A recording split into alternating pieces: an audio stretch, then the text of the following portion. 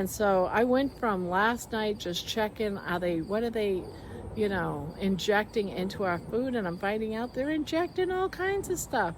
And poultry's even worse than the beef. Half of that stuff is injected for flavor and color and just keeping it looking moist and fresh. That's not blood.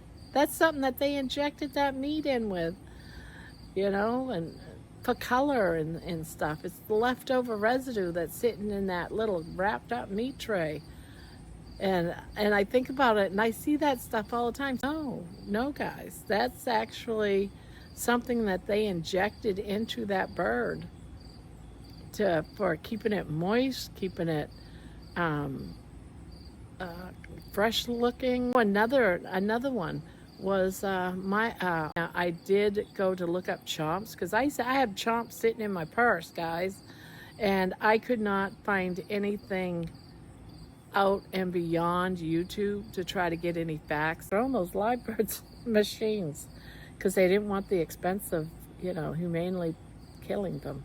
And of course I picture, what I'm picturing is guys going out there, and I've known people that worked at DeCoster's egg farm in Maine, and they would have to pick up these birds. These guys are going out and throwing these live turkeys into things like wood choppers because they don't want to pay to have them humanely murdered. If for any reason, just because they're inhumanely killing these birds, so maybe, I need to think twice about what I put in my mouth. And we try so hard to eat right. We try. And that's all we can do, guys, is just do our best to read labels. Make sure there's nothing being injected into our food that has anything to do with food coloring or flavorings, any of that stuff.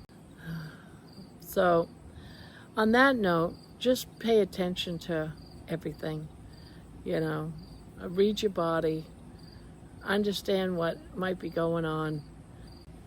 That might be why I'm sleeping better, really better, because I've increased some of my magnesium and potassium in my salt. The best I can do.